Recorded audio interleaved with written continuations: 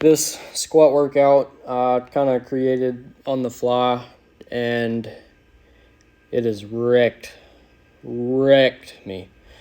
So I got warmed up, and then I threw on 135, did sets of 10, and added 10 pounds every set. So it's 135 for 10, 145 for 10, 155 for 10. Made it all the way to 225 for 10. I'm calling it there, partly because I have to work tomorrow, but also because I chickened out of any more fight. This was a workout, man. 10 sets of 10, and the weight gets heavier each time. These workouts, I really enjoy the volume workouts because they test your mental fortitude. But something like this, there's no good way to go about it, because at the very beginning, the weights are light, and so you can pump them out for, sets of 10 back to back.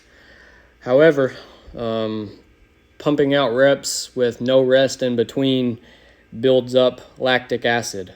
Think about, running up a hill, or maybe doing like a, 400-meter sprint. The lactic acid builds very quick, and taking no rest between the reps causes the lactic acid to build much faster. However, if you stand there with the weight on your back, you're sort of cutting yourself short of breath. You obviously can't expand your lungs and your diaphragm like you're supposed to when you have an additional weight, pushing down on your back, on the back of your rib cage. So, it's a toss-up between, do I pump out reps really fast and burn the legs out, or do I stand here a little longer, let the legs get a breather, but I'm going to start shutting down here soon anyways because, I can't breathe like I need to, can't bring in the oxygen. Fun workout. Anyways, if you watched my video yesterday, you'll see that I went a lot wider than what I typically squat at, which it was just a short I posted yesterday. It was a 315 single, but how smoothly that felt, it's hard to put into words. It felt a lot more natural to me. Within this journey of squat every day, I've constantly tried to, squat narrow, probably shoulder width, maybe even a little narrower. I really like the aesthetic of a upright vertical squat, narrow stance ATG. However, if your body is not built for that, you're probably going to push yourself into injury continually fighting that. I've had spells where I can hit pretty narrow stance ATG in flats good, but that's once in a blue moon, and I've been squatting for like 250 days now, and I've had maybe 10 or 15 days where, it really clicked. However, I squatted wide yesterday and stayed super upright. Just felt very natural to me. So what I'm thinking is I may start squatting wider in the flat shoes or whenever I'm out here in the sandals. Just whenever I have no heel elevation, I may start squatting wider and then save the close stance for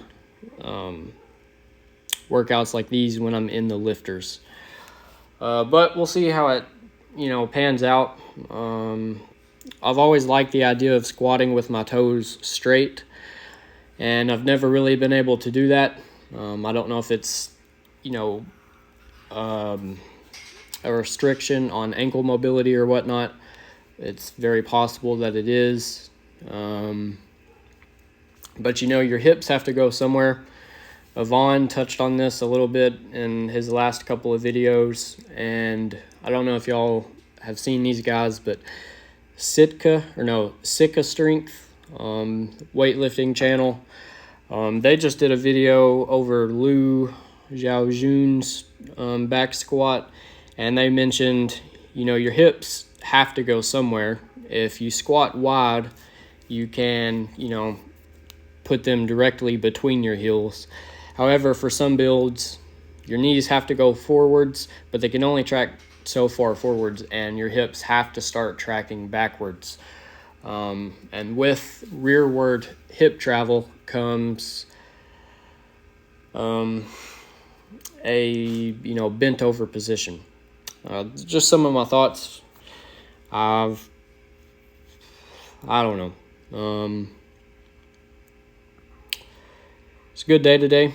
I pulled 8 hours in my normal job, and then I think I'm picking up a side job. I'm going to wire up a barn for one of my old high school teachers.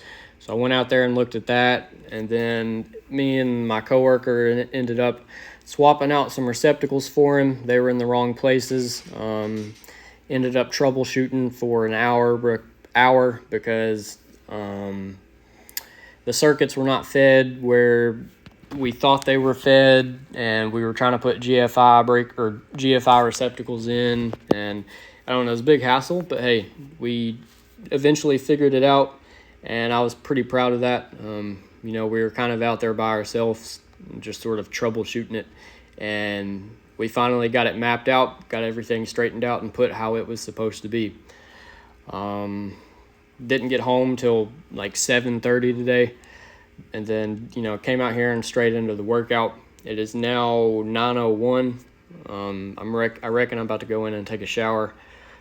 Hopefully I can get out of bed and walk tomorrow. I got a feeling the quads are going to be very, very sore. The hamstrings are sore from yesterday as well. I did a couple of deadlifts. And one set I tried to do completely straight legs with 135. I performed a normal deadlift and then tried to set it back on the ground without any flexion of the knee. Felt like I nearly ripped the hamstrings off the bone. They were sore today. But anyways, I'll let y'all enjoy this last beautiful set of war. Felt like a gladiator. And honestly, I felt like a wimp on this. It was beating me up. But I'll catch y'all tomorrow.